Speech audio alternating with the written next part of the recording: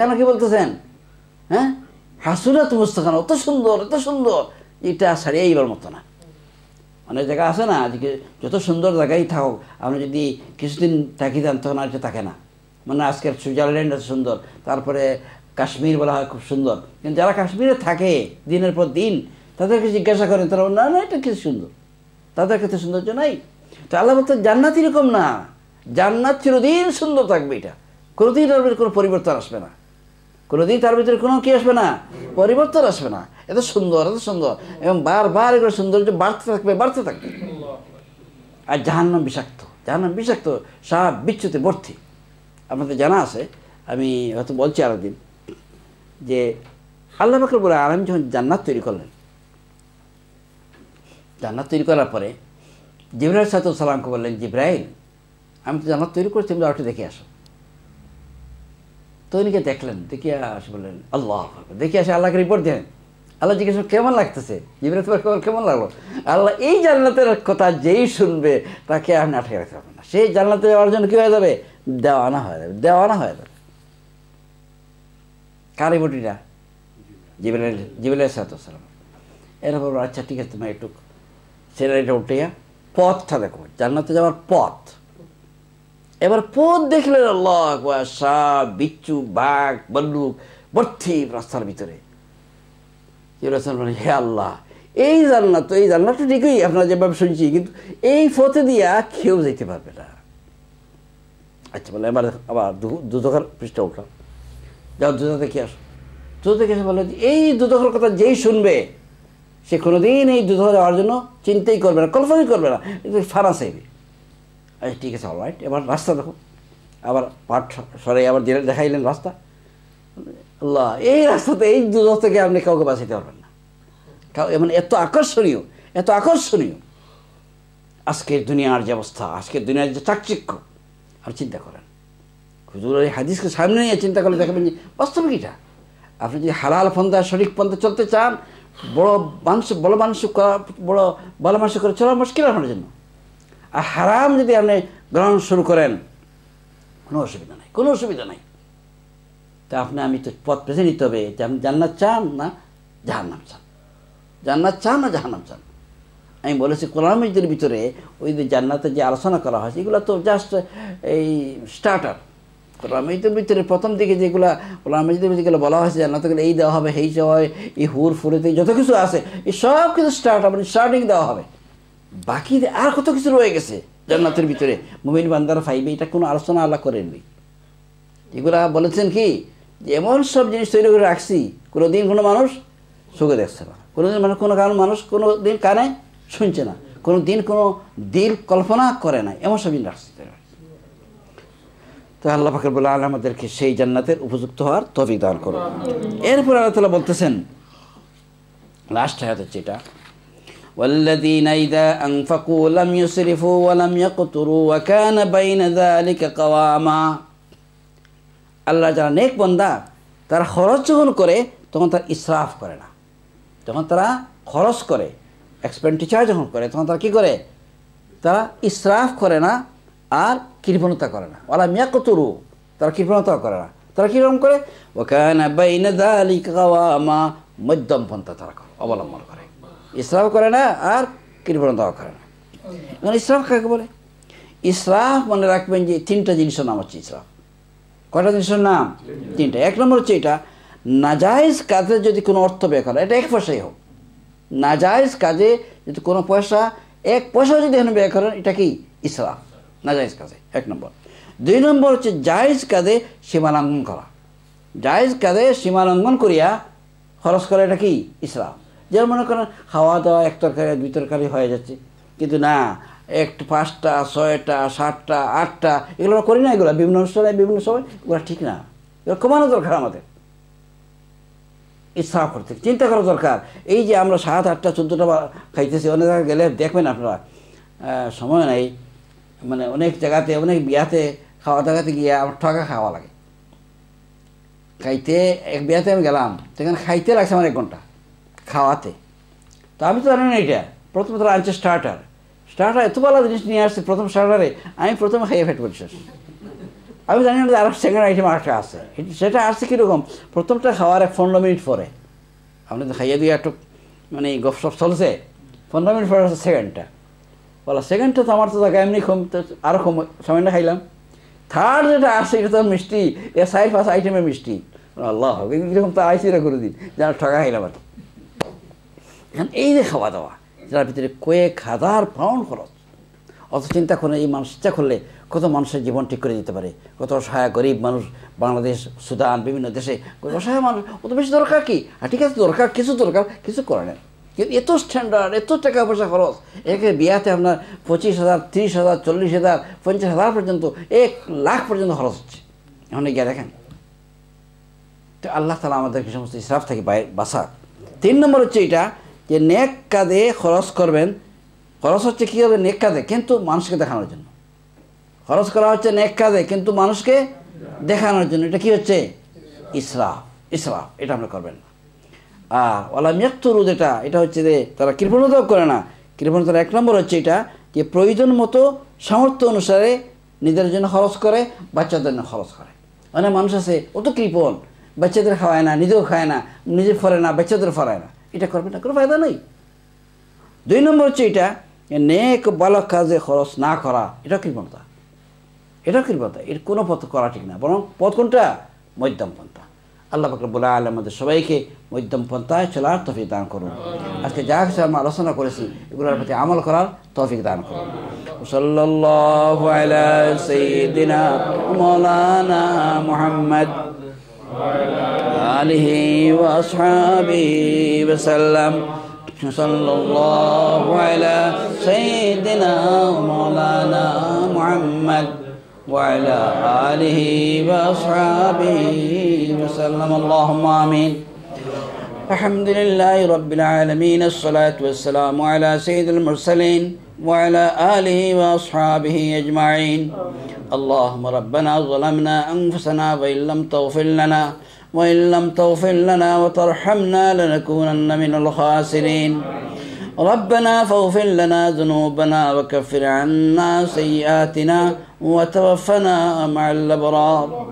اے اللہ، اے ارحم الراحمین، پروردگار আমরা জানিয়া অজানিয়া সগীরা কবিরা শিরক বেদাত যত কিসমর গুনাহ করছি, আল্লাহ তোমার কালামের আলোচনা শুনিয়া তোমার দরবার আমরা মাফি চাইয়ার। আস্তাগফিরুল্লাহ, ইন্নাল্লাহ গফুরুর রহিম। রব্বুল আলামিন, আমরা জীবনের সমস্ত গুনাহ তারে তুমি মাফ ফরমাও। আয় আল্লাহ, জীবনের বিরাট অংশের গুনাহ নাফরমানির মধ্যে ঘটাই লইছি। রব্বুল আলামিন, তোমার কাছে জোড় হাতে আমরা মাফি চাইয়ার। আল্লাহ, আমরা জীবনের সমস্ত গুনাহ খাতারে তুমি মাফ ফরমাও। বাকি জিন্দগি সেহত তন্দুরুস্তি তোমার গোলামি করার তৌফিক ইনায়াত ফরমাও। রব্বুল আলামিন, আমরা জিসমানি, রুহানি, জাহিরি, বাতিনি তোমার বেয়ার আমরা শিফা আজিলা কামিল ইনায়াত ফরমাও। আল্লাহ, আমরা আর যত বেয়ারামি আলোচন এই মজলিসে, ঘরে বাইরে, দেশে বিদেশে, হসপিটালে, আল্লাহ তুমি तमाम বেয়ারামি বেয়ার আমরা শিফা আজিলা কামিল ইনায়াত ফরমাও। রব্বুল আলামিন, আল্লাহ রুয়ে জমিনের মধ্যে যত মুসলমান সবাই তুমি মাফ ফরমাও। আল্লাহ, খাস করে আমরা মা বাপ মাফ ফরমাও।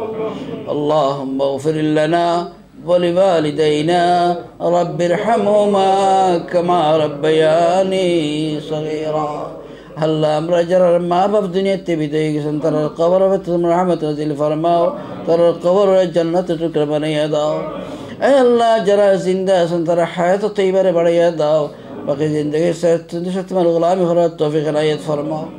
رب العالمین، ہمارے بچن ترے نیک بنائی بر توفیق عنایت فرماؤ۔ ہمارے بچن ترے ہمارا اللہ صدقہ جاریہ بنائی داؤ۔ اللہ بچن ترے داعی اللہ بنائی داؤ، دین عالم، دین مجاہد بنائی داؤ۔ اے اللہ، এই দেশের মানুষের ঘরে ঘরে গিয়ে যেন তোমার দিনের দাওয়াত পৌঁছাইতে পারে, এমন আল্লাহ তোমরা দান করো। রব্বুল আলামিন, হে আল্লাহ, দুনিয়া যত জায়গাতে তোমার দিনের কাজ হইতে আছে, আল্লাহ সমস্ত হাজারের মধ্যে বরকত ইনায়াত ফরমাও। আল্লাহ, আমরা জামাতের তরফ থেকে লাখ লাখ দুরুদ আর সালাম নিয়ে আমরা প্যারা নবী জনাব মুহাম্মদ রাসূলুল্লাহ সাল্লাল্লাহু আলাইহি ওয়াসাল্লাম রওজা পাকের মধ্যে নিয়ে পৌঁছাইয়া দাও। রব্বানা তাকাব্বাল মিন্না ইন্নাকা আনতাস সামিউল আলিম ওয়া তুব আলাইনা ইন্নাকা আনতাত তাওয়াবুর রহিম। বিফadli সুবহান রাব্বিকা রাব্বিল ইজ্জাতি আম্মা ইয়াসিফুন ওয়া সালামুন আলাল মুরসালিন ওয়ালহামদুলিল্লাহি রাব্বিল আলামিন। আসসালামু আলাইকুম।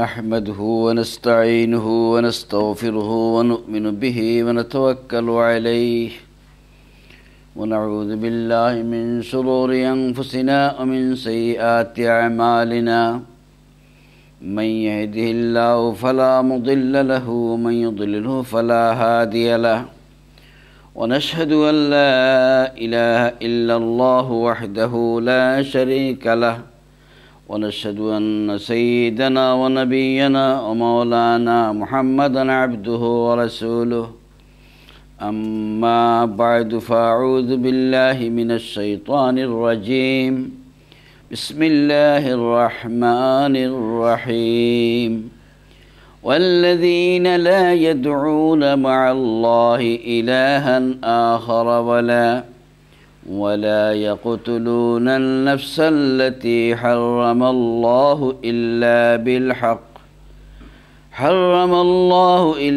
بالحق ولا يزنون ومن يفعل ذلك يلقى أثاما يضاعف له العذاب يوم القيامة ويخلد فيه مهانا إلا من تاب وآمن وعمل عملا صالحا فأولئك يبدل الله سيئاتهم حسنات وكان الله غفورا رحيما ومن تاب وعمل صالحا فإنه يتوب إلى الله متابا والذين لا يشهدون الزور وإذا مروا باللغو مروا كراما والذين إذا ذكروا بآيات ربهم لم يخروا عليها صما وعميانا والذين يقولون ربنا هب لنا من أزواجنا وذرياتنا قرة أعين واجعلنا للمتقين إماما أولئك يجزون الغرفة بما صبروا ويلقون فيها تحية وسلاما خالدين فيها حسنت مستقرا ومقاما قل ما يعبأ بكم ربي لولا دعاؤكم فقد كذبتم فسوف يكون لزاما إن الله وملائكته يصلون على النبي يا أيها الذين آمنوا صلوا عليه وسلموا تسليما وصلى الله على سيدنا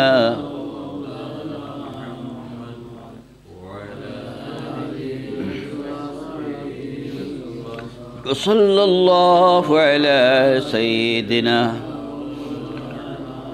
محمد وعلى آله وصحابه وسلم وصلى الله على سيدنا مولانا محمد وعلى آله وصحابه وسلم بلغ العلا بكماله كشف الدجى بجماله حسنت جميع خصاله صلوا عليه وآله بلغ العلا بكماله كشف الدجى بجماله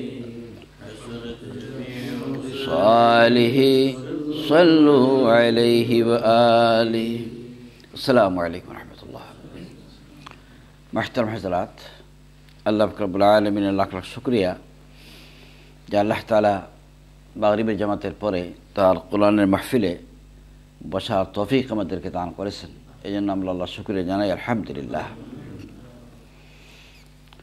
মাহতারাম হাজরাত, আমরা গত তারিখে সূরা আল ফুরকানের যে আলোচনা করেছিলাম যে মূল আলোচনা ছিল,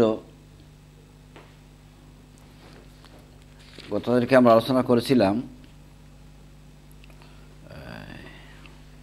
61 নম্বর আয়াত থেকে 66 নম্বর আয়াত পর্যন্ত। আজকে ইনশাল্লাহ বাকি 10টা আয়াত, এটা 68 নম্বর আয়াত থেকে 77 নম্বর আয়াত পর্যন্ত আমরা আজকে তেলাওয়াত আলোচনা করব ইনশাল্লাহ। আপনাদের জানা আছে এই যে রুকু, আল্লাহ পাক রব্বুল আলামিন হুজুর আকরাম সাল্লাল্লাহু আলাইহি সাল্লামের মদনী জিন্দেগির প্রথম দিকে আল্লাহ তাআলা নাজিল করেন। আর নাজিল করে আল্লাহ তাআলা মক্কার লোকদেরকে, মদিনার লোকদেরকে এটাই বলতেছেন আল্লাহ তাআলা যে দেখো, যে তোমরা মক্কা মদিনার সমাজে তোমরা চলাফেরা করতেছো, কিন্তু তোমরা দেখতেছো যে মুহাম্মদ সাল্লাল্লাহু আলাইহি সাল্লাম যাদেরকে গঠন করতেছেন তাদের চরিত্র কীরকম আর তোমাদের চরিত্র কীরকম।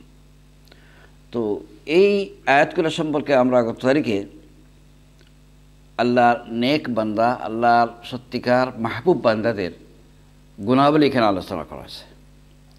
এখানে যে আলোচনা করা হয়েছে, কার আলোচনা? আল্লাহর প্রিয়, আল্লাহর মাহবুব। অন্য কোথায় আল্লাহর ওলি যারা, আল্লাহর ওলি কারা? আমরা যাদেরকে মনে করি আল্লাহর ওলি, এরা কিন্তু সব আল্লাহর ওলি না, এরা সমাজের ওলি। আল্লাহর ওলির কোয়ালিটি যেগুলো কোরআনের মধ্যে বলা হয়েছে, হাদিসের মধ্যে বলা হয়েছে। আমরা মনে করি আল্লাহর ওলি হলো ওই ব্যক্তি যে কারোর সাথে কথাবার্তা বলে না, দুনিয়া ত্যাগ করিয়া, বাড়িঘর ত্যাগ করিয়া জঙ্গলে চলে গেছে।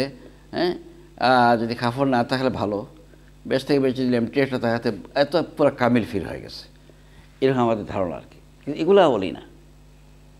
আল্লাহ সত্যিকার ওলি হচ্ছে তারা যারা হুজুর আকরাম সাল্লাল্লাহু আলাইহি সাল্লামকে যত বেশি ফলো করবে, যত বেশি তাকে মহব্বত করবে, যত বেশি তার হুকুম আহকামকে মানবে। তো আল্লাহ পাক রব্বুল আলামিন এই আয়াতে করিমার ভিতরে, এই সুরুকুর ভিতরে গত তারিখে আমরা কয়েকটা গুণ আলোচনা করেছি। এর মধ্যে একটা গুণ ছিল এটা যে আল্লাহ তাআলা বলছিলেন যে এই যে আসমান, জমিন, চন্দ্র, সূর্য, এগুলো সম্পর্কে যদি মানুষ চিন্তা করে তাহলে মানুষের তো কী গ্রহণ করবে? নসিহত গ্রহণ করবে। আর নসিহত গ্রহণ করবে আর আল্লাহর শুকরিয়া আদায় করবে, বুঝতে পারবে যে আমি কী নিয়ামত আল্লাহর তরফ থেকে আমি পাইছি। এরপরে আমরা যে সমস্ত শিক্ষার আলোচনা করেছিলাম সেখানে আমরা দেখেছি যে আল্লাহ তাআলা আলোচনা করেছেন যে আল্লাহর মাহবুব বান্দা যারা, এরা ইবাদত গুজার হয়। ইবাদত গুজার বলতে জীবনের প্রত্যেকটা কাজে, ইবাদত বলতে কেবল 5 বেলা নামাজ না, কেবল বছরে এক মাস রোজা না, মানে জীবনের প্রত্যেকটা কাজ, সেটা ব্যক্তিগতভাবে হোক, পারিবারিক হোক, সামাজিক হোক, সবই আল্লাহর হুকুম অনুসারে করা, এটা হচ্ছে ইবাদত। তো আল্লাহ বলতেছেন যে তার সত্যিকার মাহবুব বান্দা হলো তার সবসময় কী করে? আল্লাহর হুকুম পালন করে। 2 নম্বর গুণ বলতেছেন যে তারা জমিনের মধ্যে যখন চলাফেরা করে তখন অত্যন্ত ভদ্র নম্রভাবে তারা চলাফেরা করে। 3 নম্বর আল্লাহ তাআলা বলেছেন যে তারা দিনই সমাজ চলাফেরা করতে গিয়া, বিশেষ করে যেহেতু তারা আল্লাহর দিনের সিপাহী, এই কারণে দিনের দাওয়াতে কাজ করে তারা, যদি কোনো জাহেলের সাথে তাদের দেখা সাক্ষাৎ হয়ে যায় আর সে যদি তর্ক বিতর্কে জড়িত হতে চায়, তাহলে তারা কি করে? এই জাহেলকে তারা অ্যাভয়েড করে চলে যায়। আর 4 নম্বর আল্লাহ বলতেছেন যে এরা রাত্রিবেলা আল্লাহর কাছে রাত্রিবেলা ইবাদত করে, কেবল দিনের বেলা ইবাদত শেষ করে না, এবং রাত্রিবেলাও তারা কী করে? ইবাদত করে। তাদের রাত ইবাদতের মাধ্যমেই যাপন হয়। আর 5 নম্বর হচ্ছে তারা রাত্রিবেলা উঠিয়ে আল্লাহর কাছে কান্নাকাটি করে, জাহান্নামের আগুন থেকে তারা ফানা চায়। তাদের ভিতরে এই যে দিনই কাজ করার কারণে বা দিনই আমল করার কারণে কোনো অবস্থাতে কোনো অহংকার সৃষ্টি হয় না, তকব্বুর সৃষ্টি হয় না। তারা আল্লাহর কাছে কী চায়? মাফি চায়, ক্ষমা চায়। আর 6 নম্বর যেটা, এটা হচ্ছে আল্লাহ তাআলা বলেছেন যে তারা ইসরাফ খরচ করে না আর কৃপণতাও করে না। 2 ইন্তেহার, 2 চূড়ান্ত পথের মাঝখানে দিয়ে তারা চলে, মধ্যম পন্থায়, ওখানে বাইনা যালিকা কাওয়া, মাঝখানে তার চলে। আজকে আল্লাহ পাক রব্বুল আলামিন যে আয়াতগুলো আলোচনা করেছি, এগুলোর ভিতরে আরও 7টা কোয়ালিটির কথা বলতেছেন। কয়টা কোয়ালিটি? 7টা। আল্লাহ তাআলা বলতেছেন যে তারা ওয়াল্লাযীনা লা ইয়াদউনা মা'আল্লাহি ইলাহান আখার, তারা আল্লাহর সাথে আর কাউকে শরীক করে না, আল্লাহর সাথে আর কাউকে তারা ডাকে না। আচ্ছা, এরপরে 2 নম্বর, ওয়ালা ইয়াকতুলুনা নাফসাল্লাতী হারামাল্লাহু ইল্লা বিল হক, আর আল্লাহ তাআলা যে সমস্ত জানদারকে হত্যা করা হারাম করে দিয়েছেন সেগুলো তারা হত্যা করে না, মানে যাদেরকে নিষেধ করে দিয়েছে হারাম করে না। তবে ইল্লা বিল হক, সত্য সহকারে তারা কি করে, প্রয়োজনে তারা মানুষকে কতল করে। ওয়ালা ইয়াজনু, আর তারা কি করে, জিনা করে না। এই যে আয়াত করিমা, এরপর আল্লাহ বলতেছেন যারা এগুলো করে, ওমান ইয়াফআল যালিকা ইয়ালকা আসামা, যারা এই কাজগুলো করে তারা অত্যন্ত কঠিন গুনার কাজ করে, অত্যন্ত কঠিন গুনার কাজ করে। এই কাজগুলো কি? এই যে আয়াতের ভিতরে আমরা যেগুলো আলোচনা করলাম এর ভিতরে এক নম্বর হচ্ছে কি করা, আল্লাহর সাথে শিরিক করা। আপনার জানা আছে যে ইসলামের ভিতরে সবচেয়ে বড় গুনাহ কোনটা? শিরিক গুনাহ। আল্লাহ তাআলা কোরআনের মধ্যে বিভিন্ন জায়গায় বলেছেন, এক জায়গায় বলেছেন ইন্নাল্লাহা লা ইয়াগফিরু আন ইউশরাকা বিহি ওয়া ইয়াগফিরু মা দুনা যালিক ওয়া মান ইউশরিক বিল্লাহি ফাকাদ দাল্লা দালালান বাঈদা। আর বিভিন্ন জায়গাতে এরকম আয়াত আছে যে আল্লাহ তাআলা শিরিক গুনাহ ছাড়া আর যত প্রকারের গুনাহ আছে, সগীরা হোক কবিরা হোক, এগুলো আল্লাহ তাআলা কী করে মাফ করে দিবেন, কিন্তু শিরিক গুনাহর কোনো ক্ষমা নাই। তো আল্লাহ তাআলা বলতেছেন এই শিরক গুনাহর ভিতরে এক গুনাহ হলো কোনটা? একটা তো শিরকের জলি, যেটা আমরা অনেকে বুঝি মনে করে মূর্তি পূজা করা, দেবতা পূজা করা, এগুলো এখানে এটা বলা হচ্ছে না। এটা বলা হচ্ছে যে আল্লাহ ছাড়া কাউকে ডাকা, কারোর কাছে দোয়া করা। আপনি আমি কেউ একমাত্র আল্লাহ ছাড়া কারোর কাছে দোয়া করা জায়েজ না। এমনকি নবীর কাছে কি আপনি বলতে পারবেন না নবী আমাকে ও জিনিস দাও, ইমান দাও, তাকওয়া দাও, আমাকে সম্পত্তি দাও, এইগুলো আপনি বলতে পারবেন না। এটা সওয়াল করবেন কার কাছে? একমাত্র আল্লাহর কাছে। আপনি না নবীর কাছে পারবেন, না কোনো অলির কাছে কে পারবেন, না কোনো ফেরেশতার কাছে পারবেন। আপনার আমার প্রত্যেকের সাথে দুইয়ের ফেরেশতা আছেন কি না? এই ফেরেশতার কাছে পারবেন না। এই যে ডাক যেটা মানে দোয়া যেটা, এটা একমাত্র প্রাপ্য কার? আল্লাহর কাছে দোয়া করবেন। আল্লাহ ছাড়া আর কারো কাছে দোয়া করা শিরক গুনাহ। কিন্তু আমাদের সমাজের ভিতরে এগুলো আছে না নাই? মানুষ বিভিন্ন দরগায় যাচ্ছে, কি জন্য যাচ্ছে? তার সন্তান নাই, সেখানে গেলে গিয়ে বলবে খাজা বাবার দরবারে, তিনি তাদেরকে সন্তান দিয়ে দিবেন। শাহজালালের দরবারে, মুয়াজ্জিন চিশতির দরবারে, আব্দুল কাদের জিলানীর দরবারে, ওনারা সন্তান দিয়ে দিবেন। এগুলো আসেই না সমাজের ভিতরে ধারণা আছে, কিন্তু প্রতিভা করা হবে না। কোনো মুমিন, কোনো মুসলমান এরকম চিন্তা, এরকম ধারণা তারা করতে পারে না। এরপরে তারা কী করতো, মসজিদের ভিতরে অনেক সময় তারা তাদের যে হুবল এবং আরও বিভিন্ন ধরনের মূর্তি ছিল, এগুলোর কাছে তারা চাইতো। তো আল্লাহ তাআলা বলতেছেন কোরআনে যে আরেক জায়গায় যে আন্নাল মাসাজিদা লিল্লাহি ফালা তাদউ মাআল্লাহি আহাদা, খবরদার মসজিদের ঘরে আল্লাহ ছাড়া কাউকে ডাকতে পারবে না। খাস করে মসজিদের ঘরে কোনো অবস্থা তো দেখা যায় না। তো এই মসজিদের ঘরে গিয়েও তোমরা আল্লাহকে বাদ দিয়ে বা আল্লাহর সাথে অন্য কারোর কাছে কোনো জিনিস চাইতে পারবে না। এটা পরিষ্কার নিষিদ্ধ, সব পরিষ্কার শিরক এটা। কারণ চাইতে হবে কার কাছে? একমাত্র আল্লাহর কাছে। এই যে আমরা প্রত্যেক দিন প্রত্যেকে যে নামাজ পড়ি, এই নামাজের ভিতরে আমরা বলি কি, ইয়াকা না'বুদু ওয়া ইয়াকা নাস্তাঈন, হে আল্লাহ আমরা একমাত্র তোমারই ইবাদত করিতেছি আর তোমার কাছে আমরা সাহায্য চাইতেছি বা সাহায্য চাই, এগুলো আমরা বলি। তাহলে কি বোঝাচ্ছে?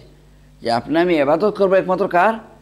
আল্লাহ। কোনো ব্যক্তির ইবাদত আপনি করতে পারবেন না, কোনো মানুষের ইবাদত করতে পারবেন না, কোনো ইবাদত করতে পারবে না। ইবাদত হবে একমাত্র আল্লাহর, আর সাহায্য চাইতে হবে একমাত্র কার কাছে? আল্লাহ আছে। কোরআন মাঝে আরও যে গালা বলেছেন ওমান ইয়াদউ মা'আল্লাহি ইলাহান আখার লা বুরহানা লাহু বি, যারা আল্লাহর সাথে অন্যকে শরীক করে, আল্লাহর সাথে অন্য কেউ ডাকে, আল্লাহ বলতেছে এদের কোনো দলিল নাই, কোনো প্রমাণ নাই, এরা কি করছে? এই যাদেরকে তোমরা ডাকতেছো এরা মানুষের কী উপকার করতে পারতেছে? তোমরা ফজুল এই সময় ডাকিয়া তোমরা গুনার মধ্যে শরীক হইতেছ। হুজুর আকরাম সাল্লাল্লাহু আলাইহি সাল্লাম হাদিসের মধ্যে বলেছেন যে এই আয়াত কারিমার ভিতরে তিনটা বড় গুনাহ কথা আলোচনা আছে। এবার প্রথম গুনাহ হচ্ছে কোনটা? শিরক গুনাহ। প্রথম গুনাহ কোনটা? শিরক গুনাহ। আর এরপরে এই সব আর হাদিসের মধ্যে আসছে এটা, হুজুরে বলেছেন যে আনতাজালা লিল্লাহি নিদ্দান ওয়া হুয়া খালাকাকা। সবচেয়ে বড় গুনাহ হচ্ছে তিনটার ভিতরে একটা হচ্ছে এটা যে আল্লাহর সাথে কাউকে শরীক টানানো, অথচ তোমাদের সৃষ্টি করেছেন কে? আল্লাহ তাআলা। দুই নম্বর সবচেয়ে বড় গুনাহ হচ্ছে এটা যে আন তাকতুলা ওয়ালাদাকা খাশিয়াতা আন ইউতআমা মাআকা, যে তোমরা তোমাদের সন্তানরা তোমাদের খাদ্যের মধ্যে শরীক হয়ে যাবে এই কারণে তোমরা সন্তান হত্যা করো। যেমন আমাদের দেশে আছে না, আমাদের দেশে বর্তমানে যে গভর্নমেন্টের তরফ থেকে যে জন্মনিয়ন্ত্রিত সিস্টেম যেটা মানুষের সমাজের ভিতরে প্রচার করা হচ্ছে যে খানি দেওয়া যাচ্ছে না, সম্ভব না, সুতরাং কী করো, বাচ্চা জন্মগ্রহণ করা কমাও, এই যে জিনিসগুলো এগুলো সম্পূর্ণ নাজায়েজ আর কি। আচ্ছা, তো 3 নম্বর বড় গুনাহ হচ্ছে এটা যে পাড়া প্রতিবেশীর সাথে জিনা করা। তো এখানে আল্লাহ পাক রব্বুল আলামিন আমরা যে আলোচনা করতেছিলাম প্রথমটা সম্পর্কে যে আল্লাহ ছাড়া কাউকে আপনি ডাকতে পারবেন না। 2 নম্বর বড় গুনাহ হচ্ছে এটা ওয়ালা ইয়াকতুলুনা আন-নাফসাল্লাতী হারামাল্লাহু ইল্লা বিল হক, আল্লাহ তাআলা যাদেরকে নিষেধ করে দিয়েছেন, হারাম করে দিয়েছেন, তাদেরকে আমি হত্যা করতে পারবো না। হত্যা করাটা কি হারাম? হ্যাঁ, কেবল হুকুম ইল্লা বিল হক, ইল্লা বিল হক আমরা আসতেছি পরে। প্রথম যেন বুঝতে হবে এটা যে কোনো মানুষকে অন্যায়ভাবে হত্যা করার সাংঘাতিক পাপ। কোনো মানুষকে অন্যায়ভাবে, সে যে কোনো মানুষ হোক, হিন্দু হোক, মুসলমান হোক, খ্রিস্টান হোক, যে কোনো মানুষ হোক, তাকে অন্যায়ভাবে হত্যা করা এটা মহাপাপ। এই কারণে কোরআন মাজিদে আল্লাহ পাক রব্বুল আলামিন আরও জায়গায় বলেছেন যে এই যে হত্যা যেটা আল্লাহ তাআলা বলেছেন যে মান কাতালা নাফসান বিগাইরি নাফসিন আও ফাসাদিন ফিল আরদি, কোনো মানুষ যদি কোনো মানুষকে অন্যায়ভাবে হত্যা করে অথবা ফিতনা ফাসাদ সৃষ্টি করে সমাজের ভিতরে, তাহলে সে কী করলো, ফাকান্নামা কাতালা নাস জামিয়া, যে মানুষে সে যেন সমগ্র মানুষকে হত্যা করলো। যদি কোনো মানুষকে অন্যায়ভাবে কেউ হত্যা করে তাহলে এই একজনকে সে হত্যা করলো না, বরং সে কী করলো, সমাজকে হত্যা করলো। আর ওমান আহিয়াহা ফাকান্নামা আহিয়ান নাস জামিয়া, যদি কোনো একটা মানুষকে যদি আপনি রক্ষা করেন, হেফাজত করতে পারেন তার জানকে, তাহলে একজনকে আপনি রক্ষা করলেন না, বরঞ্চ সমগ্র মানুষকে আপনি হেফাজত করলেন। তাহলে কী বোঝা গেল যে অন্যায়ভাবে কোনো মানুষের প্রাণ আপনি হরণ করার, এমনকি একটা বিড়াল, একটা শৃগাল, একটা কেউকে আপনি অন্যায়ভাবে মারতে পারবেন না। যেগুলা পারবেন সেগুলো ইজাজত করার মধ্যে হাতের মধ্যে দিয়ে দেওয়া হয়েছে। তখন কী পেলাম যে অন্য মানুষকে হত্যা করা এটা কি মহাপাপ, মহাপাপ। এই যে আজকে সমাজের ভিতরে যেটা চলছে আপনারা জানেন যে 2-3টা মানুষে তাদের নিজের স্বার্থ এবং নিজের বড় হওয়ার জন্য হাজার হাজার লক্ষ লক্ষ মানুষকে হত্যা করতেছে প্রত্যেকটা দিন। দুনিয়ার মানুষ সবটি বুবা, অন্ধ, মানুষের ভিতরে চেতনা নাই। সব দুনিয়ার ভিতরে যতটি বসা আছে ক্ষমতার ভিতরে সবটি জালিম, নতুবা প্রত্যেকটা দিন হত্যা করা হইতেছে, প্রত্যেকটা দিন হত্যা হচ্ছে কিনা কি বলেন? কী জন্য? কী অপরাধ? এই ইরাকা মানুষের কী অপরাধ? ফিলিস্তিনের মানুষের কী অপরাধ? কাশ্মীরের মানুষের কী অপরাধ? চেচিনের মানুষের কী অপরাধ? এ সমস্ত অন্যায়ভাবে হত্যা করা হচ্ছে। তো আল্লাহ তাআলা বলতেছেন যে একটা মানুষকে হত্যা করা সমগ্র মানুষকে হত্যা করার সমান। আর এখানে তো এক মানুষ না, প্রত্যেক দিন মানুষ মারা যাচ্ছে। তো এই দিক হচ্ছে একদিক যে আপনি অন্যায়ভাবে কোনো মানুষকে হত্যা করতে পারবেন না। যদি হত্যা করেন আপনি, তাহলে আপনি একটা জালিম, অত্যাচারী। আচ্ছা, এরপর আল্লাহ বলেছে ইল্লা বিল হক, হক সহকারে কেউ, হক সহকারে, হকের জন্য যদি প্রয়োজন হয় তাহলে পারবেন। হক কি? হক হচ্ছে এটা, প্রথমটা হচ্ছে এটা মনে করেন অন্যায়ভাবে একজন মানুষকে হত্যা করছে, একজন মানুষকে অন্যায়ভাবে একজন মানুষকে হত্যা করছে, একজন মানুষকে, তাকে আপনি শাস্তি দেওয়ার জন্য কী করবেন? তার শাস্তি কী হবে? একজন মানুষকে হত্যা করেছে একজন মানুষকে, তার শাস্তি কী জানেন আপনারা? হত্যা, তার হত্যা। কোরআনের মধ্যে পরিষ্কার বলে দিয়েছে, কোনো বাছবিচার নাই, কোনো বেশ কম নাই। যে মানুষকে হত্যা করেছে যদি সাক্ষী প্রমাণিত হয় তাহলে তার শাস্তি হলো কি? তাকে হত্যা করতে হবে। তাহলে এখন মনে করেন সে তো রাগ করে একজন হত্যা করেছে, মারছে, কিন্তু তাকে হত্যা করতে হবে, শরীয়তে এটা কি জায়েজ? এখন যদি বলেন না না সে মারি ফেলছে, সুতরাং এখন একে মারিয়া লাভটা কি, এটা বলতে পারবেন আপনি। কারণ এটা আল্লাহ তাআলা কোরআনের ভিতরে আর বিভিন্ন জায়গায় আলোচনা করে বলে দিয়েছেন যে যারা এরকম কাজ করে তাদেরকে আপনি এরকম হত্যা করে, যারা তাদের হত্যা করতে হবে, 1 নম্বর। 2 নম্বর হচ্ছে এটা যারা মনে করেন রাজম, কেউ যদি জিনা করে, বিবাহিত মেয়েলোক এবং পুরুষ, স্বামী স্ত্রী বা বিবাহিত কোনো মেয়েলোকে বা পুরুষে যদি জিনা করে কোনো মহিলার সাথে বা কোনো পুরুষের সাথে, তাহলে তার শাস্তি কী? তার শাস্তি হচ্ছে রাজম। রাজম মানে কি? রাজম মানে হচ্ছে যে পাথর নিক্ষেপ করে তাকে শেষ করে দেওয়া, পাথর নিক্ষেপ করে তাকে শেষ করে দেওয়া। তাহলে 2 বল এটা কি করা যায়? এটা যাই আছে। আরেকটা হচ্ছে এটা যে কোনো মানুষে যদি মনে করেন ইসলামকে কবুল করেছে কিন্তু ইসলাম থেকে সরে গিয়েছে, কবুল করিয়া কিছুদিন পরে, 1 বছর পরে বা 2 মাস পরে, 2 বছর পরে মুরতাদ হয়ে গেল। মুরতাদ তো বুঝেন আপনারা? যারা ইসলাম কবুল করিয়া পরে ইসলাম ত্যাগ করে ফেলে তাকে কি বলা হয়? মুরতাদ। এই মুরতাদের শাস্তি হলো কি? হত্যা। এই মুরতাদকে আমরা হত্যা করতে হবে। তাহলে 3 শ্রেণী। চতুর্থ ইল্লা বিল হাক্কের ভিতরে আসতেছে এটা যে যখনই আপনি কাফিরদের সাথে যখন লড়াইতে যাইবেন, এই লড়াইতে যদি কোনো কাফির আপনার সামনে আসে তাহলে তাকে কী করবেন? আপনি হত্যা করতে পারবেন। এই 4টা জিনিস ইল্লা বিল হক, এই ইল্লা বিল হকের ভিতরে এই 4টা জিনিস আছে। এই 4টা ছাড়া আর কোনো অবস্থায় কোনো মানুষকে আপনি হত্যা করতে পারবেন না। এটা হচ্ছে আল্লাহর হুকুম। এরপর আল্লাহ তাআলা বলতেছেন ওয়ালা ইয়াজনুন, তারা জিনা করে না। এই যারা সত্যিকার আল্লাহর মাহবুব বান্দা তারা কি করে না? জিনা করে না। তো প্রথম পাইলাম আমরা শিরিক করে না, 2 নম্বর পাইলাম কি তারা অন্যায়ভাবে হত্যা করে না, আর 3 নম্বর হলো তারা জিনা করে না। ওরা আমি তুমি আসছে আর জায়গাতে যে এই জিনা সম্পর্কে ওয়ালা তাকরাবুজ জিনা ইন্নাহু কানা ফাহিশা, তোমরা জিনা করা তো দূরের কথা, কোনো মুমিন যার ভিতরে ঈমান আছে, যার ভিতরে দ্বীন আছে, সে যেন কোনো জিনার নিকটবর্তী না হয়। আল্লাহ বলতেছেন কি যে জিনার তোমার নিকটবর্তীও কি হইও না। ওলা তাকরাবুজ জিনা ইন্নাহু কানা ফাহিশা, কি জন্য? এটা বড় বেহায়াপনার কাজ, ওসা সাবিলা, বড় নিকৃষ্ট রাস্তা। এখন এই যে জিনা, যেটা এই জিনার নিকটবর্তী জায়গা না, এর অর্থটা কি? এর অর্থ হচ্ছে যে কোনো কাজ করলে পরে জিনার দিকে নিয়ে দেয় মানুষকে। যে সমস্ত কাজ করলে পরে জিনার দিকে নিয়ে যায়, এই সমস্ত কাজের নিকটও আমি দেবো না। যেন মনে করেন আজকে এই সমাজের ভিতরে আমরা চিন্তা করলে দেখবেন এই সমাজের জিনার জন্য উস্কাইতেছে কিছু জিনিস। এর ভিতরে হচ্ছে টেলিভিশনের ভিতরে যে সমস্ত অশ্লীল প্রোগ্রাম আছে, এগুলা ছেলে মেয়েদেরকে জিনার জন্য উত্তেজিত করতেছে, উস্কাইতেছে। ঠিক কিনা বললাম না? আপনারা খুলিয়ে দেখেন টেলিভিশনের অবস্থা। অনেক টেলিভিশনের অনেক প্রোগ্রাম, সবটি না, অনেক প্রোগ্রাম আছে এরকম যেগুলো জিনার দিকে মানুষ উৎসাহিতেছে। ঠিক এরকম সিনেমা হলে যান, সিনেমা থেকে দেখেন কী অবস্থা। অশ্লীল পত্রপত্রিকা আছে, এই সমস্ত পত্রপত্রিকা এবং সিনেমা হল এগুলোর মাধ্যমে মানুষকে কোন দিকে দাওয়াত দেওয়া হচ্ছে? মানুষকে ইনডাইরেক্টলি দাওয়াত দেওয়া হচ্ছে জিনার দিকে। তো আল্লাহ তাআলা বলতেছেন যে মুমিন যারা, তারা জিনা করা তো দূরের কথা, জিনার নিকটবর্তী তারা হয় না। এই যে তাদের চরিত্র। এখন এই যে 3টা বড় মহাপাপ, এই 3টা বড় মহাপাপ, একটা হলো শিরিক, একটা হলো হত্যা, একটা হলো জিনা। কিন্তু আপনি দেখবেন যে হত্যা আর জিনা এগুলা আল্লাহর এই দুনিয়ার ভিতরে 2-1টা দেশের ভিতরে আইন আছে, শরীয়ত আইন, সামান্য কিছু আছে, পুরা নাই। পুরা না থাকলেও কিছু আইন আছে। যেমন সৌদি আরবে কিছু আইন আছে, মনে করেন কেউ জিনা করে তাহলে তাকে শাস্তি দেওয়া হয়, কেউ যদি চুরি করে তাহলে তাকে শাস্তি দেওয়া হয় জনগণের সামনে নিয়ে। এই শাস্তির রেজাল্ট কী হয়েছে?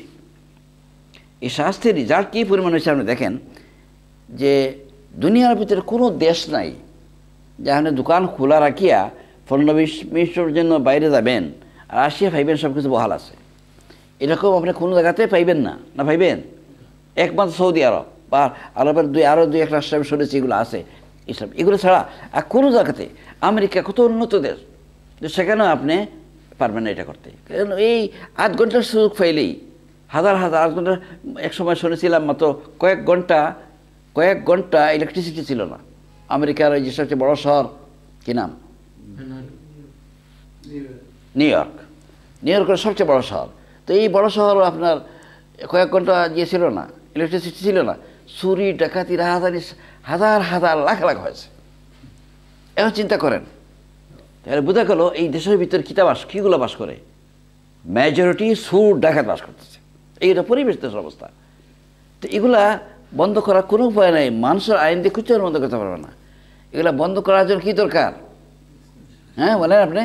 আল্লাহর আইন। এগুলা বন্ধ করার জন্য আল্লাহর আইন, যেটা আল্লাহ তাআলা কোরআনের মধ্যে দান করেছেন, এটা জারি করতে হবে। কিন্তু আশ্চর্য হলো এটা, আমরা প্রায় 54টার উপরে হলো মুসলমানের দেশ, 54টা উপরে হবে মুসলমানের দেশ। কিন্তু এই 54টা দেশের ভিতরে 2-1টা রাষ্ট্রে কিছু শরীয়তের আইন আছে, আর সমস্ত রাষ্ট্রের ভিতরে শরীয়তের আইনকে মানুষে দূরে ফেলাইয়া এই কাফির মুশরিকের গান্দা ফসা আইনগুলো সমাজের মধ্যে চালু রাখতেছে। এই যে সমাজের ভিতরে ফিতনা ফাসাদ দেখতেছেন, বাংলাদেশ থেকে শুরু করে পাকিস্তান দেখেন আপনি, সব জায়গাতে ফিতনা ফাসাদ। কি জন্য? এগুলা আল্লাহর যে আইন, এটা সমাজের ভিতরে নাই। তো আল্লাহ পাক রব্বুল আলামিন আপনাকে আমাকে সবাইকে বলতে যে এটা না, সমাজের শান্তি যদি চাও, চুরি যদি বন্ধ করতে চাও, জেনা যদি বন্ধ করতে চাও, কী দরকার? হ্যাঁ, আল্লাহর আইন কায়েম করা। আল্লাহর আইন কায়েম করলেই, এত শক্ত শক্ত আইন দিচ্ছেন আল্লাহ তাআলা। এই যে জিনার জন্য আইন দিচ্ছেন কি, জিনার জন্য আইন দিচ্ছেন যদি অবিবাহিত হয় তাহলে 100টা বেত, আর যদি বিবাহিত হয় তাহলে পাথরের মেঘকে ফরে খতম করে দেওয়া। এরকম ঘটনা যদি একটা হয়ে যায় সব ঠান্ডা হয়ে যাবে। ঠিক এরা বলেন।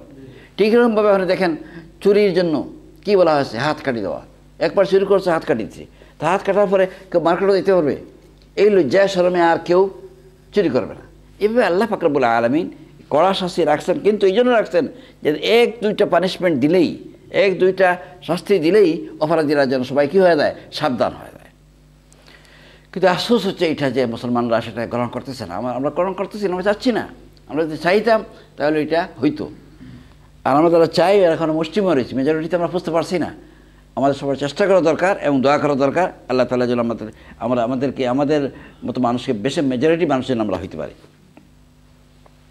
এরপরে আসুন, আল্লাহ বলতেছেন ইউদাইফ লাহুল আযাবু ইয়াওমাল কিয়ামাতি ওয়া ইয়াখলুদ ফীহি মুহানা।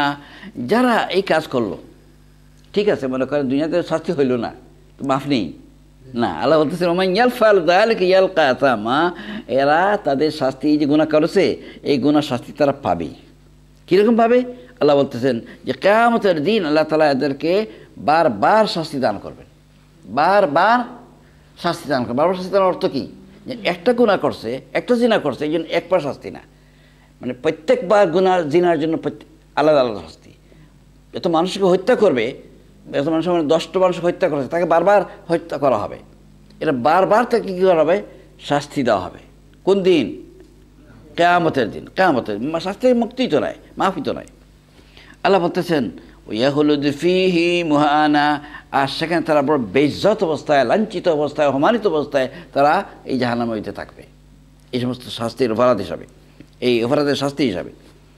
আচ্ছা, এরপরে আল্লাহ তাআলা বলতেছেন ইল্লা মান তাবা ওয়া আমানা ওয়া আমিলা আমালান সালিহান ফাউলাইকা ইউবাদদিলুল্লাহু সাইয়্যাতিহিম হাসানাত। আল্লাহ বলতেছেন হ্যাঁ, কোনো মানুষ যদি মনে করেন এরপর তওবা করে নেয়, সে গুনাহ করেছে, চুরি হোক, খুন হোক, বা যে কোনো ধরনের গুনাহ, এই বড় বড় গুনাহ করে ফেলছে, কিন্তু গুনাহ করার পরে যদি সে কী করে, বলেন, তওবা করে নেয়, আর ওয়া আমিলা সালিহান, আর আমল যদি সে আমানা ওয়া আমিলা, তওবা করে আর ঈমান আনে, তওবা করে আর কি হয়, ঈমান আনে, ওয়া আমিলা আমালান সালিহান, আর পরে যদি সে নেক আমল করে, তাহলে আল্লাহ তাআলা কী করবেন? ফাউলাইকা ইউবাদদিলুল্লাহু সাইয়্যাতিহিম হাসানাত। তখন আল্লাহ তাআলা তার যে সমস্ত বদি যে আমলনামার ভিতরে লেখা, এগুলো সব পরিবর্তন করিয়া আল্লাহ সেখানে কি নেকি লিখে দিবেন, মাফ তো করে দিবেন, তার সাথে সাথে ওই যে বদির ফাল্লা এটার মধ্যে মিটাইয়া, এটার মধ্যে সব কি নেকি জারি করে দেবেন। এটা পারবেন কি না? পারবেন। এখন এখানে আল্লাহ তাআলা বলতেছেন কি, যে তওবা। এখন এই তওবা যেটা, তওবা হচ্ছে এমন এক জিনিস, এটা আল্লাহর তরফ থেকে নিয়ামত।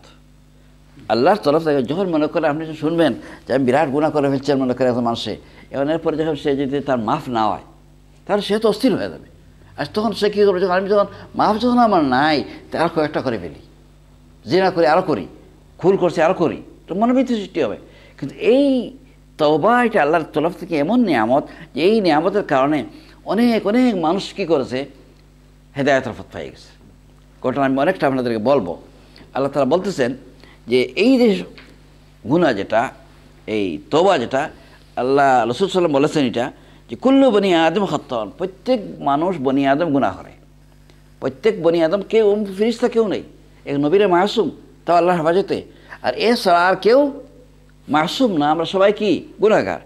তো আল্লাহ রাসূল বলতেছেন ও খায়রুল খাত্তাউন আত-তাওয়াবুন, এই গুনাহগারদের ভিতরে সত্যিকার ভালো মানুষ এবং উন্নত মানুষ কারা? যারা কি করে, বারবার তওবা করে, যারা বারবার তওবা করে। তাওয়াবুন অর্থ কি, বারবার তওবা করা, আর তাইবুন অর্থ বারবার তওবা করা।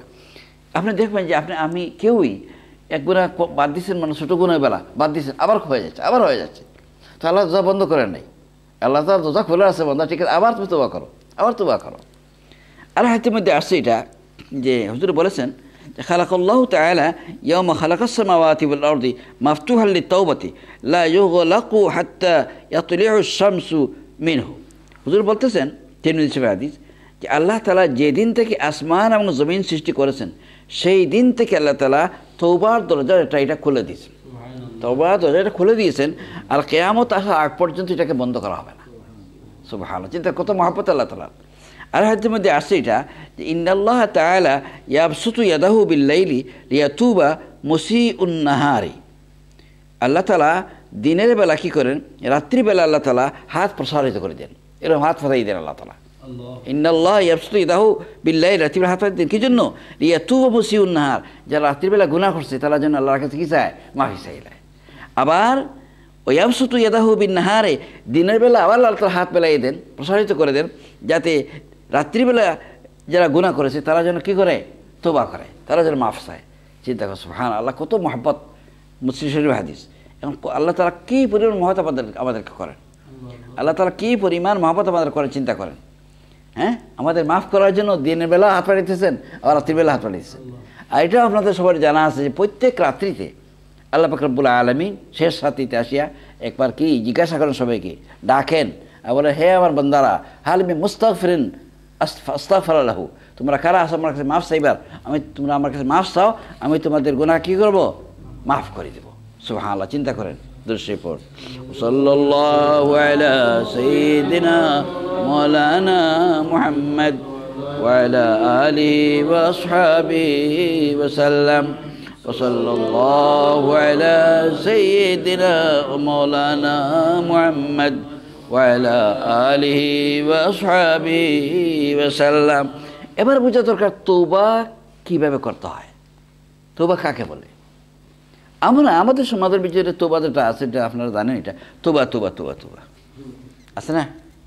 মাসে কথা বলেই দুই গালত চাপড় লাগাইলো, বলে তওবা হয়ে গেছে। আর করলো, আর যদি যারা অগ্রসর তারা মোনাজ সাহেব ডাকলেন, ইমাম সাহেব ডাকলেন, কোনো ফির সাহেবের কাছে গিয়া বললেন আমাকে একটা তওবা করাই দেন। এই তো আমাদের সমাজ তওবা, আর কিছু আছে আলাদা, আর কিছু নেই, এগুলো তওবা না। তওবার সিস্টেম হচ্ছে কি, তওবার জন্য আপনার শর্ত হচ্ছে, কন্ডিশন শর্ত হচ্ছে 3টা আর 4টা, মানে একটাতে এক শর্তের ভিতরে 3টা আর 8টার ভিতরে আছে 4টা। তো মনে হয় 4টা শর্ত মনে করেন, ব্যাখ্যা দিলে আমরা পরিষ্কার হয়ে যাবে। 1 নম্বর শর্ত হলো কি, কারোর কাছে আপনার যাওয়া দরকার নেই, না ফির সাহেবের কাছে যাওয়া দরকার, না মৌলানা সাহেবের কাছে যাওয়া দরকার, না ইমাম সাহেবের যাওয়া দরকার। এই জন্য প্রথম কাজ কি করতে হবে, আপনাকে শর্মিন্দা হইতে হবে।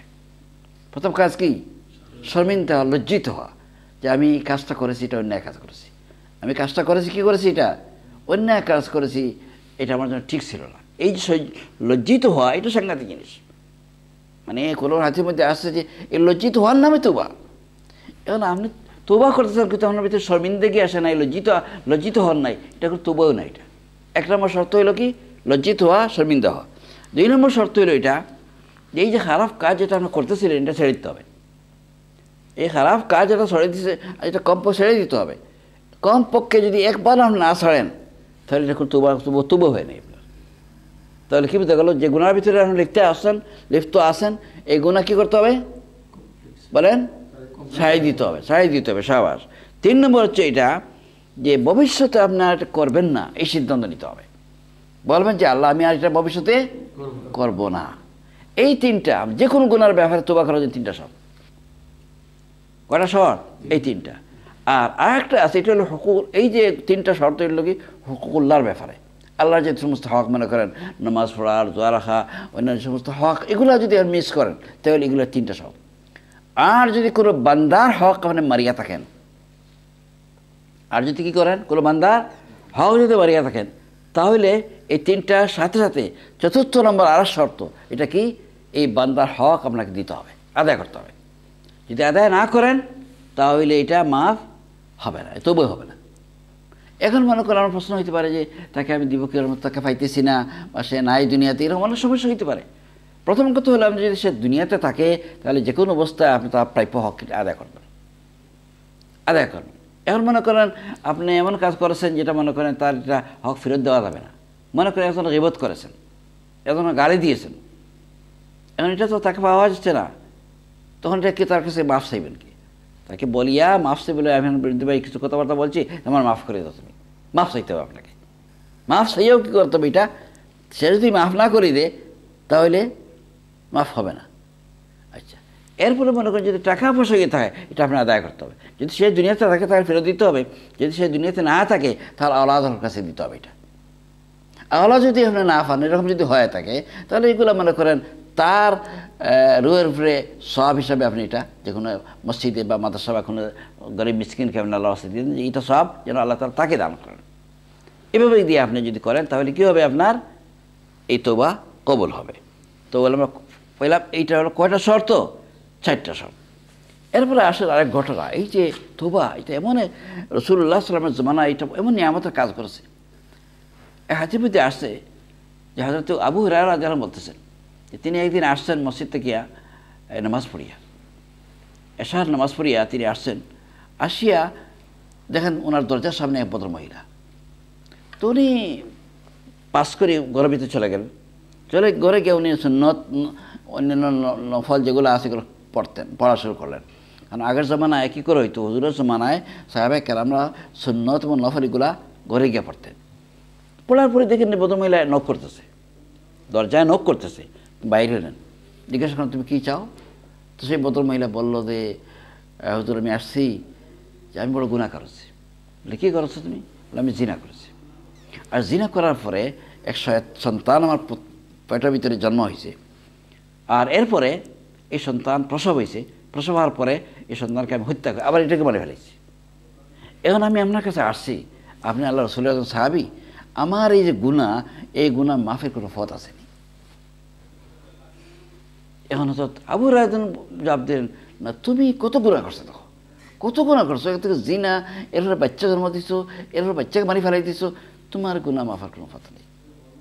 তখন ভদ্র মহিলা নিজেকে ধিক্কার করতেছে, হায় হায় আমার জীবনটা, এই যে সুন্দর শরীর, সুন্দরী মহিলা ছিল, বলো এই সুন্দর শরীর কি জাহান্নামের আগুনের জন্য, আগুনে জ্বলার জন্য তৈরি হয়েছে? নিজেকে ধিক্কার দিতেছে, হায় আল্লাহ আমার কোনো উপায় নাই, মানে অস্থির হয়ে গেছে ভদ্র মহিলা। এতগুলো এশার নামাজের পরে ঘটনা। ফজরের সময় তিনি মসজিদে গেছেন, সালাম পেরানোর পরে হুজুর সাল্লাল্লাহু আলাইহি ওয়াসাল্লাম জিজ্ঞাসা করি, ইয়া রাসূলুল্লাহ গত রাত্রি এরকম একটা ঘটনা ঘটছে, এক ভদ্র মহিলা আমার কাছে আসছিল, আর আমি তাকে এই জবাব দিছি। হুজুর বললেন যে আবু হুরায়রা তুমি তো অন্যায় করে ফেলছো, তুমি অন্যায় করছো, তুমি আয়াত পড়ছো না? এই আয়াত তেলাওয়াত করে বললেন, আল্লাহ বলতে এটা এই যে আয়াত করিবার তেলাওয়াত করে বললেন, এইটা আয়াত পড়ছো না তুমি, যে ইল্লা মান তাবা ওয়া আমানা ওয়া আমিলা আমালান সালিহান ফাউলাইকা ইউবাদদিলুল্লাহু সাইয়্যাতিহিম হাসানাত ওয়া কানা আল্লাহু গফুরুর রাহিম। তুমি আয়াত পড়ছো না? জলদি যাও, তুমি এই ভদ্র মহিলাকে খুশখবরি জানাই দাও যে আল্লাহ তাকে মাফ করে দিয়েছে। তখন তিনি খোঁজ করা বাইরে এলেন, খোঁজ করে মহিলা কই ভাইতেন, খোঁজ করতে করতে করতে ওনার এগুলো ওনার শাস্তি হইতেছে। এখন পরের দিন ওনার এসার সময় গিয়ে ওনাকে পাইলেন মহিলাকে, পাওয়ার পর বললেন যে হুজুর বলেছেন যে আল্লাহ তাআলা তোমাকে মাফ করে দিয়েছে, তোমার গুনাহ সব আল্লাহ তাআলা মাফ করে দিয়েছেন। প্রথমে তো খুশি হইল, আল্লাহ শুকরিয়া দেখল, আলহামদুলিল্লাহ হে আল্লাহ তুমি দিয়ে আমারে জাহান্নামের আগুন থেকে বাঁচাইলা, তোমার শুকরিয়া। আর সাথে সাথে তার যে এক দাসী আছিল, এই দাসীকে মুক্ত করে দিল। চিন্তা করেন এই তওবা, যেটা সাংঘাতিক তওবা। আরেক ঘটনা আছে, আরেক ভদ্রলোক আসছে, আচ্ছা রাসূলুল্লাহ সাল্লাল্লাহু আলাইহি ওয়াসাল্লাম বলছি, ইয়া রাসূলুল্লাহ আমি আসছি আপনার কাছে, এমন কোনো গুনাহ নাই, যত কাইন্ডস অফ গুনাহ আছে এমন কোনো যত গুনাহ নাই যেটা আমি করছি না। হ্যাঁ, কোনো গুনাহ করছি, সব গুনাহ আমি করছি, আর আমার সারা গুনাহ যদি মানুষকে, দুনিয়া মানুষকে বাটিয়ে দেওয়া হয়, সমস্ত দুনিয়া মানুষ যাইব জাহান্নামে, এত গুনাহ আমি করছি, আমার মাফের কোনো পথ আছে? হুজুর বললেন তুমি কেন পড়ছো? তো বলে হ্যাঁ ইয়া রাসূলুল্লাহ আমি তো আশহাদু আল্লা ইলাহা ইল্লাল্লাহু ওয়া আশহাদু আন্না মুহাম্মাদার রাসূলুল্লাহ এটা পড়ছি, আমি এটা তেলাওয়াত করছি। তখন হুজুর বললেন যে এই যে কালেমা পড়ছো তুমি, ঈমান যে আনছো, বাস তোমার সমস্ত গুনাহ আল্লাহ তাআলা মাফ করে দিয়েছে, তোমার সব গুনাহ মাফ হয়ে গেছে। এইভাবে এই যে তওবা, যেটা তওবার দরজা যেটা, হ্যাঁ এগুলা কী করেছে, মানুষকে জান্নাতের পথে মানুষকে আসার জন্য উৎসাহ দিয়েছে, প্রেরণা দিয়েছে। তো আল্লাহ তাআলা বলতেছেন ومن تاب وعمل صالحا فإنه يتوب إلى الله متابا, যে মানুষের তওবা করবে আর যে নেক আমল করবে, এবং আল্লাহর দিকেই মানুষের ফিরে আসা উচিত। আল্লাহ বলতেছেন যে মানুষের তওবা করবে আর নেক আমল করবে, ফাইন্নাহু ইয়াতুবু, নিশ্চয়ই মানুষের কী করা উচিত, আল্লাহর দিকেই ফিরে আসা উচিত। আল্লাহ ছাড়া আর কোনো আশ্রয়ের জায়গা নাই, আল্লাহ ছাড়া আর কোনো আশ্রয়ের জায়গা আছে? এমন কোনো মানুষ পাইবেন না যে আল্লাহ তাআলা মানুষ যত বড় গুনাহ করুক, যেগুলো আমরা শুনলাম এ পর্যন্ত, এরকম গুনাহ করার পরে গিয়া কোনো মানুষের কাছে জানি অপরাধ করেন, মাফ করে দিবে না আপনাকে। কিন্তু আল্লাহ মানে সত্তা যে যত প্রকার যত অনুগ্রহ করেন, এরপরে যে আল্লাহর কাছে আপনি সারেন্ডার করেন, যদি আল্লাহর কাছে তওবা করেন, তাহলে আল্লাহ তাআলা মাফ তো করে দিবেন, তা না বরং আল্লাহ তাআলা আপনাকে কুলো নেবেন, মহব্বত করবেন। আর সুতরাং আল্লাহ বলতেছে কি যে তোমাদের প্রত্যেকের জন্য উচিত হচ্ছে কি তওবা করিয়া নেক আমল শুরু করে দেওয়া। তওবা করে কি করা? নেক আমল শুরু করে দেওয়া। আর নেক আমল যদি শুরু না করেন তাহলে তওবা এটা কবুল হবে না। আচ্ছা, এরপরে আল্লাহ বলতেছেন ওয়াল্লাযীনা লা ইয়াশহাদুনা যুর ওয়া ইযা মাররু বিল-লাগwi মাররু কিরামা। এই যে আল্লাহর খাস বান্দা যারা, আল্লাহর মায়ার বান্দা, আল্লাহর প্রিয় বান্দা যারা, তারা কি করে? মিথ্যার সাক্ষ্য হয় না, মিথ্যার সাক্ষী তারা দেয় না। কি বলতে আল্লাহ? আল্লাহ বলতেছে ইমানদার লোকেরা মিথ্যার সাক্ষী দেয় না। আমাদের অবস্থা কি? আমাদের বাংলাদেশে সিলেট থেকে শুরু করে ঢাকা পর্যন্ত, আর একেবারে আপনার কিতা কোর্ট, মিনি কোর্ট থেকে শুরু করে হাইকোর্ট পর্যন্ত সব কোর্টে যত মহত্তবা আছে আপনি কি দেখেন, শতকরা 99% মহত্তবার অবস্থা কি? সাক্ষী তারা কীগুলা? মিথ্যা, মিথ্যা। আর মানে হাজি সাহেব, কেউ গাদি সাহেব, কেউ ফাদি সাহেব, কেউ মানে সব ধরনের সপ্তাহ আছে, নামাজ পড়েন, অনেক কিছু আছে, কিন্তু এরপরে চলতে মিথ্যা। মনে করছে অসুবিধা নাই, আসি তোবা করে নিব, ইয়ে ফোকাটের ভিতরে আছে, সাথে শিখাই দিচ্ছি, তোবা করে নিব ওরাই। আচ্ছা, আল্লাহ বলতেছে যে যারা সত্যিকার ইমানদার, সত্যিকার আমেলে সালেহ করে, তারা কি করে না? মিথ্যা সাক্ষ্য দেয় না। এগুলো এক অর্থ, এক তর্জমা, এক তাফসীর। আর এক তাফসীর হচ্ছে এটা, এবং সমগ্র মুফাসসিরিনরাও সেকেন্ড তাফসীরটা বেশি ইয়ে করেছেন, প্রায়োরিটি দিয়েছেন। এটা হচ্ছে এই যে তারা মিথ্যাকে পর্যবেক্ষণ করে না, মিথ্যাকে তারা কী করে না? পর্যবেক্ষণ করে না। এখানে আল্লাহ তাআলা বলতেছে ওয়াল্লাযীনা লা ইয়াশহাদুনা যুর। যুর হচ্ছে মিথ্যা, যে কোনো ধরনের মিথ্যা, কোনো যেগুলো ফলস যে সমস্ত কাজকর্ম আছে, যত ধরনের বাজে কাজকর্ম আছে, এগুলো কেউ এগুলো দেখে না, এগুলা তারা এগুলা পর্যবেক্ষণ করে না, মানে এগুলো দর্শক হয় না। এগুলো কী হয় না? মনে করেন আপনি এই যে জুয়া খেলা হইতেছে, এই জুয়া খেলাটা কি? এটা একটা মিথ্যা। এই জুয়া খেলাটা কি? একটা মিথ্যা। এখন কোনো মুমিন, আল্লাহ বলতেছেন যে কোনো ইমানদার লোক কী করে না? এই মিথ্যা সাক্ষী হয় না, মানে এসে এইখানে গিয়া দর্শক হয় না।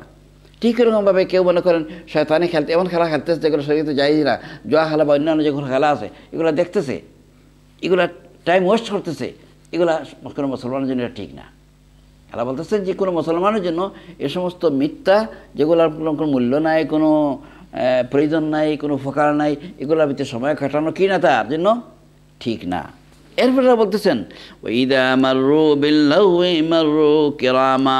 যদি তাদের এই জায়গা অতিক্রম করতে হয়, কোনো বিল-লাগwi মানে যে জায়গাতে খারাপ কাজ হইতেছে, কিন্তু তার দিকে যাইতেই হবে, এরকম তো অনেক সিচুয়েশন হয় না কোনো দিন।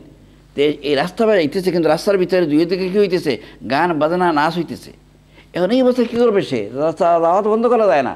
আল্লাহ বলতেছেন মাররু কিরামা, সে বদ্ধতার সহিত সে জায়গা পাস করে চলে যায়, বদ্ধতার সহিত ঠিক করে দেয়, পাস করে দেয়। মুফাসসিরিনে বলেছেন, সুন্দর বলেছেন। মনে করেন কোনো জায়গাতে আপনি দেখলেন যে এক জায়গাতে নর্দমা, দুর্গন্ধ, ফোসা, হাড্ডি বুড্ডি, টয়লেট তো ফেলান রাস্তাতে। কোনো ভালো মানুষ, যার রুচি জ্ঞান আছে, সে জ্ঞান দাঁড়িয়ে গিয়ে জিয়ারতে বসবে নাকি? বসবে না? হ্যাঁ, বলে কিছু সময় স্বাদ নেই। কোনো ভালো মানুষ রুচি যার আছে বসবে না। হ্যাঁ, যদি কারোর রুচি ফোসা গান্ধা থাকে তাহলে সে এখানে দাঁড়াইতে পারে। তো ঠিক এরকমভাবে এই যে অশ্লীল কাজকর্ম যেগুলো আছে, গান বাজনা, যেগুলো শরীয়তের দৃষ্টিকোণ থেকে হারাম না জায়েজ, এগুলো দর্শক কেউ হইতে পারে না, কোনো মুমিন দর্শক হইতে পারে না। বরং কী করে মুমিনগুলা পাস করে চলে যাবে। যদি যাইতেই হয় এই পথে, তাহলে পাস করিয়া তাড়াতাড়ি কী করবে? সে চলে যাবে। ওইদা মাররু বিল-লাগwi মাররু কিরামা। এরপরে আল্লাহ পাক রব্বুল আলামিন বলতেছেন ওয়াল্লাযীনা ইযা যুক্কিরু বিআয়াতি রাব্বিহিম লাম ইয়াখিরু আলাইহা সুম্মান ওয়া উমিয়ানা। আল্লাহ বলতেছেন যে যখনই আল্লাহর এই মায়ার বান্দাদেরকে কি করা হয়, ইযা যুক্কিরু বিআয়াতি রাব্বিহিম, তাদের প্রভুর আয়াত স্মরণ করাইয়ে দেওয়া হয়, মানে আল্লাহর কথা স্মরণ করাইয়ে দেওয়া হয়, তখন কি করে? লাম ইয়াখিরু আলাইহা সুম্মান ওয়া উমিয়ানা, তখন এই লোকেরা বধির এবং অন্ধ এবং বধিরের মতো হয় না। তখন তারা বধির আর বুবা হয় না, অন্ধ এবং বধির হয় না, মানে খাল আর অন্ধ হয় না। তার মানে কি? মানে যখনই তাদেরকে নসিহত করা হয়, আল্লাহর আয়াতের মাধ্যমে কী করে দেওয়া হয়, নসিহত করা হয়, তখন তারা এর থেকে শিক্ষা গ্রহণ করে। শিক্ষা গ্রহণ করবেন, আল্লাহ যেটা হুকুম করেছেন এটাকে তারা আমল করে। কিন্তু তারা চুপচাপ এরকম একটা ওয়াজ করা হইতেছে বা একটা দিনের কথা বলা হইতেছে, মানুষের একটা আয়াত বলা হইতেছে, কিন্তু সেইটা কোনো কোনো কি বলে আপনার কোনো আশ্রয় নিতেছে, কোনো আশ্রয় নিতেছে না, এরকম হয় না। কারণ আরো জায়গায় তাআলা বলেছেন ইন্নামাল মুমিনুনা আল্লাযীনা ইযা যুকিরাল্লাহু ওয়াজিলাত কুলুবুহুম, যখনই আল্লাহর কথা ইয়াদ করাই দেওয়া হয় ইমানদার লোকদেরকে, তখন তারা দিল কাঁপিয়ে ওঠে, দিল কাঁপিয়ে ওঠে। গুনাহগার হইতে পারে কিন্তু তার দিলের ভিতরে নম্রতা সৃষ্টি হয়, তওবা করে আল্লাহর দিন থেকে ফিরে আসে। তো আল্লাহ বলতেছেন যে তারা অন্ধ এবং বধির হয়ে বসে থাকে না। এরপরে আল্লাহ পাক রব্বুল আলামিন যে শিক্ষার কথা বলতেছেন সেটা হচ্ছে এই, ওয়াল্লাযীনা ইয়াকুলুনা রাব্বানা হাব লানা মিন আজওয়াজিনা ওয়া যুররিয়াতিনা কুররাতা আয়ুনিন ওয়াজআলনা লিল মুত্তাকিনা ইমামা। এরপর আল্লাহ বলতেছেন যে এই সমস্ত আল্লাহর ওলি যারা, মায়ার বান্দা যারা, তারা আল্লাহর কাছে দোয়া করে। আল্লাহকে দোয়া করে কার জন্য? তার পরিবারের জন্য, তার আওলাদের জন্য। কোন ভাষায় আল্লাহ শিখিয়ে দিচ্ছেন? তারা বলে এটা যে রব্বানা হাব লানা মিন আজওয়াজিনা, হে আল্লাহ আমাদেরকে তুমি এমন সব নেককার স্ত্রী দান করো, ওয়া যুররিয়াতিনা এমন সব আওলাদ দান করো, কুররাতা আয়ুনিন যাদেরকে দেখলে আমাদের চক্ষু শীতল হয়ে যায়, চক্ষু জুড়াইয়া যায়, খুশি হয়ে যায়। আল্লাহু আকবার। আর কি করো? ওয়াজআলনা লিল মুত্তাকিনা ইমামা, আর মুত্তাকি লোকদের ইমাম আমাদেরকে বানাও।